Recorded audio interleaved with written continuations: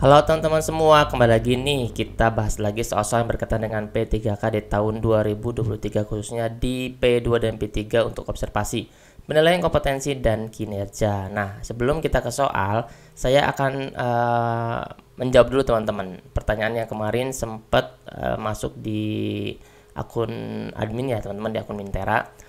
Untuk urutan pendaftaran atau urutan seleksi atau urutan yang akan diutamakan itu teman-teman nanti di P1 dulu, P2, P3, lalu nanti jika ada formasi nanti di P4-nya, tergantung instansi yang mengusulkannya teman-teman. Mudah-mudahan teman-teman semua instansinya mengusulkan banyak dan teman-teman nanti bisa masuk jadi ASN P3K ya. Jadi teman-teman kita ke soal nomor 1. Di soal nomor 1 ini, Anda sudah menerapkan pembelajaran sesuai dengan RPP yang dibuat sebelumnya. Ternyata pada proses pembelajaran masih berpusat pada guru yang artinya bersifat monoton. Sehingga siswa terlihat pasif karena kurangnya interaksi dan komunikasi antara siswa dengan guru. Terlihat juga dari segi kerjasama antar siswa masih belum terjalin baik. Masih ada siswa yang kurang berpartisipasi aktif dengan kelompoknya sehingga siswa kurang aktif terhadap kelompok itu sendiri. Nah, menurut teman-teman nih, solusi apa yang akan Anda lakukan?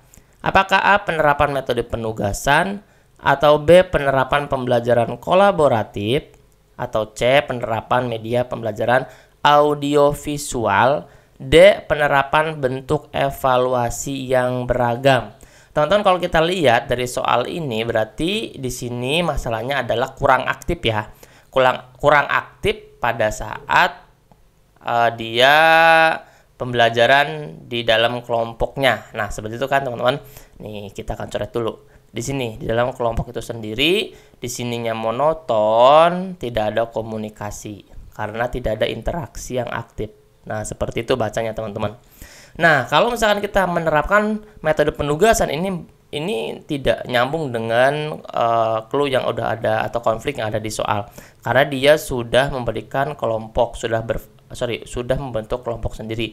Penugasan di sini, penugasan apa di sini teman-teman? Kalau di sini penugasan, kalau penugasan sendiri ini tidak relevan dengan yang ada di nomor 1. Nah, yang B, penerapan pembelajaran kolaboratif. Nah, ini yang kita akan pilih teman-teman.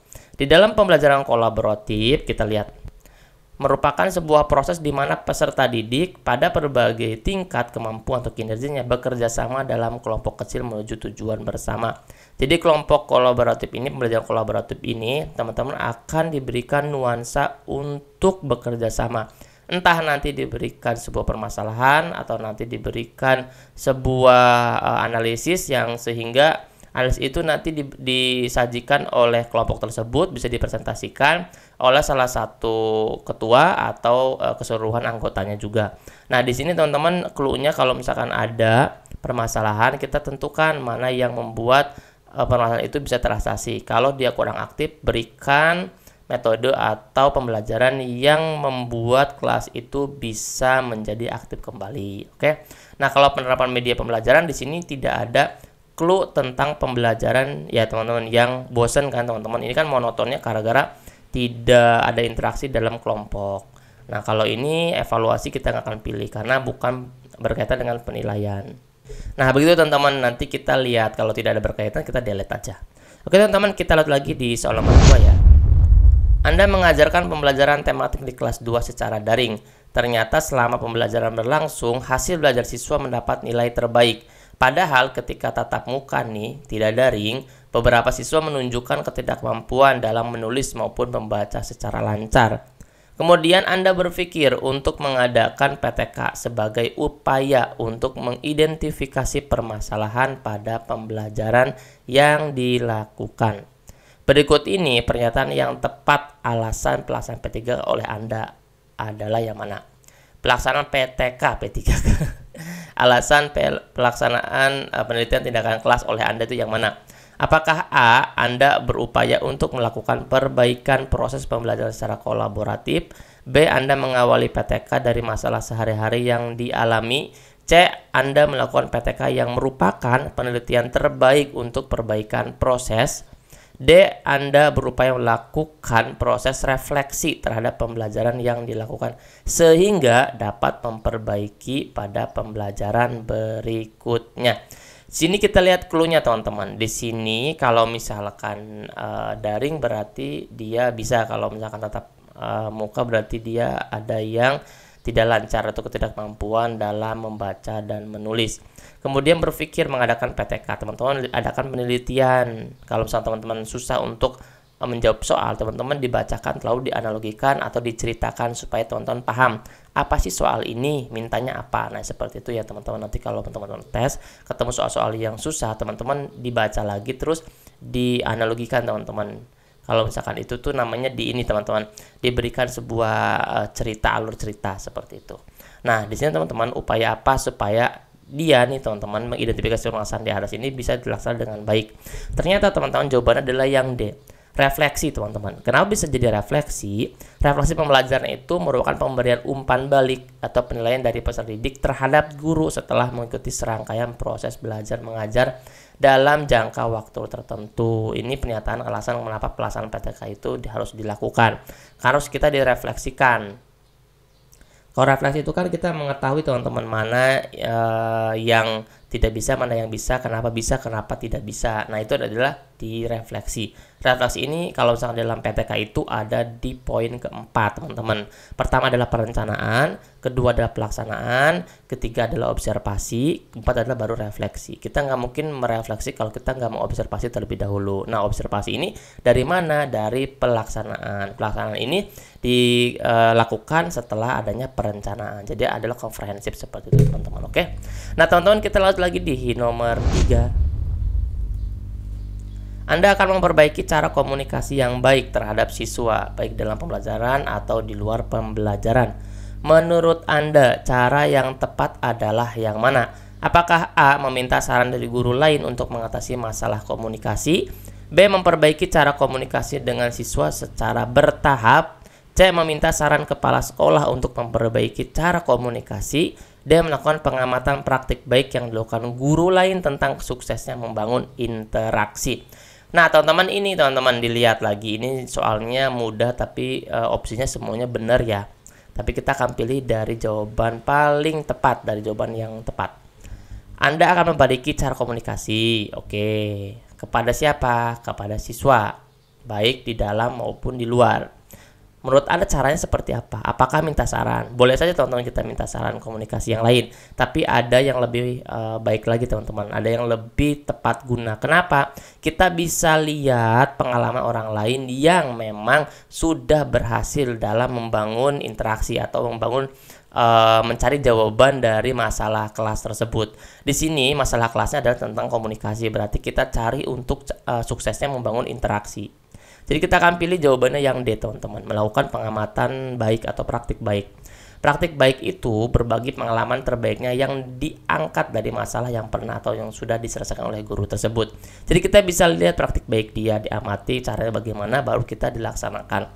Nah kalau misalkan kita meminta saran teman-teman kepada kepala sekolah pun itu baik juga. Semuanya baik A, B, C, D, tapi kita akan lihat juga mana yang lebih ada poin lebih kita pilih teman-teman, karena di sininya adalah dia sudah sukses untuk membangun interaksi. Bukan kita nggak percaya kepada saran kepala sekolah, bukan, tapi karena kita lihat dulu praktik baik guru sehingga kita bisa meniru kesuksesannya, walaupun nanti akan ada evaluasi dari yang kita implementasikan. Seperti itu ya teman-teman ya. Kita lanjut lagi teman-teman nih di soal nomor 4. Anda akan melibatkan orang tua siswa dalam pengembangan nilai-nilai di sekolah. Apa seharusnya yang Anda lakukan? Apakah A. Melibatkan orang tua berbagai kegiatan sekolah dari renang dan praktikum. Renang juga sama sepraktik ya teman-teman ya. B. Membuat grup medsos bersama untuk melihat perkembangan siswa. C. Menjalin kerjasama dengan diskusi perihal penanaman karakter pada siswa. D. Memberikan surat kepada orang tua ketika ada pembayaran. ini memberikan surat kepada orang tua ketika ada pembayaran aja teman-teman. Jadi kalau diundang ke sekolah kalau ada pembayaran aja kita akan delete. Nah teman-teman di sini lihat nih ada clue-nya, pengembangan nilai-nilai di sekolah, bukan nilai kognitif aja teman-teman, tapi nilai-nilai itu nilai-nilai karakter, sikap, attitude, adab, dan lain sebagainya yang berkaitan dengan ciri khas atau visi misi dari sekolah tersebut. Kita boleh melibatkan orang tua dari berbagai kegiatan sekolah teman-teman, tapi yang ditekankan adalah nilai sekolahnya, bukan kegiatan sekolahnya. Kita akan dilihat. Yang B, membuat grup merge, ini pun benar, tapi di sini bukan untuk pengembangan nilainya, ini adalah untuk sarana komunikasi. Jadi kita akan dilihat. Yang C, menjalin kerjasama dengan diskusi perihal penanaman karakter. Nah ini teman-teman, perihal penanaman karakter ini untuk membangun nilai tersebut. Jadi penitipan, kemudian jalan keluar, solusi apa yang akan kita pecahkan sehingga siswa tersebut bisa menjadi siswa yang berkarakter atau yang mempunyai nilai. Jadi teman-teman tidak saja dilakukan oleh guru, tapi kita pun harus bekerjasama dengan orang tua siswa yang ada di rumah.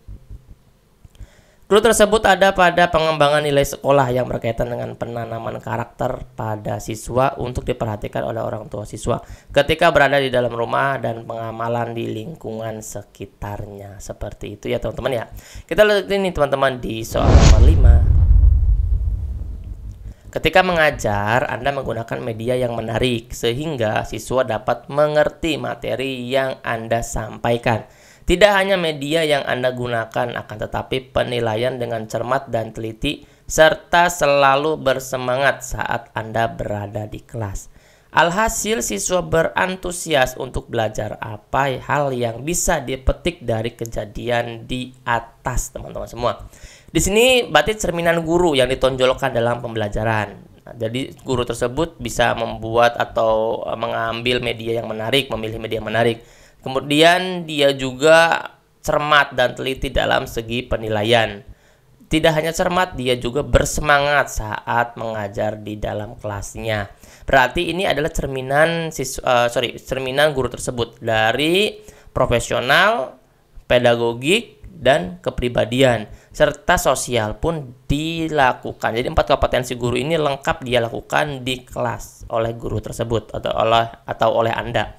Kira-kira manfaatnya apa? A, perilaku guru yang mudah ditiru siswa. Oke, kita akan checklist. B, guru mendorong siswa untuk memperbaiki hasil belajarnya. Ini kayaknya nggak masuk ya teman-teman ya. Kalau ini mendorong sangat tidak berkaitan sih teman-teman. Kita akan dilihat. C, siswa termotivasi oleh cara guru mengajar. Oke, kita akan checklist. D, siswa dapat memperbaiki proses dan hasil belajarnya. Ini nggak nyambung teman-teman. Jadi yang paling bisa nyambung di dalam soal ini adalah yang A atau yang C. Perilaku guru yang mudah ditiru siswa dan siswa termotivasi oleh cara guru mengajar. Kita akan pilih yang mana? Nah teman-teman, lihat teman-teman. Ternyata ada clue lanjutan sengaja di akhir nih supaya teman-teman bisa melihat sampai akhir nih. Alhasil siswa berantusias untuk apa? Untuk belajar. Kalau antusias ini representatif dari motivasi intrinsik maupun ekstrinsik. Jadi motivasi intrinsik dan ekstrinsik ini di dalam, kalau intrinsik itu di dalam, kalau ekstrinsik itu di luar ya teman-teman. Motivasi dalam diri siswa tersebut atau motivasi yang dilakukan karena ada rangsangan dari luar. Jadi yang paling tepat adalah yang C. Siswa termotivasi oleh cara guru mengajar. Caranya apa? Dari media, dari ketelitian, dari semangat. Jadi siswa tersebut lebih termotivasi lagi dari belajarnya untuk menjadi yang lebih baik lagi karena sudah ada antusiasnya teman-teman. Jadi kalau perilaku yang mudah ditiru ini pun benar karena perilaku saja itu tidak cukup untuk kita pilih karena hanya perilaku saja berarti sikap saja yang kita akan pilih. Ternyata di sini berantusiasnya untuk belajar. Jadi penambahan teman-teman. Kalau misalkan mau penambahan di option C, siswa termotivasi oleh cara guru mengajar dan perilaku guru yang baik atau perilaku guru yang bersemangat. Bisa itu kalau misalkan option C-nya kalau mau ditambahin. Jadi yang paling tepat adalah yang C teman-teman semua. Termotivasi dari pekerjaan guru yang totalitas tercermin pada guru memilih media sampai Penilaian yang cermat membuat siswa merasa termotivasi belajarnya. Untuk teman juga harusnya termotivasi belajarnya terus-menerus demi masa depan teman-teman semua. Hajar semua tipe soal-soal yang ada dari manapun, dari sumber manapun. Semoga dari sumber ini teman-teman bisa bermanfaat dan menjadikan kita semua jadi ASN di tahun 2023 ini. Amin. Teman-teman semua jangan lupa untuk terus belajar, subscribe, like, dan share ya teman-teman ya. Dibagikan ke guru yang lainnya, semoga bermanfaat dan menjadikan amal jariah untuk kita semua yang menonton, yang membagikan, semuanya lulus. Amin amin ya rabbal alamin. Saya doakan teman-teman semua lancar dari seleksinya sampai dengan akhirnya dapat SK. Nanti kita kalau lagi teman-teman ya di pas selanjutnya. Dadah.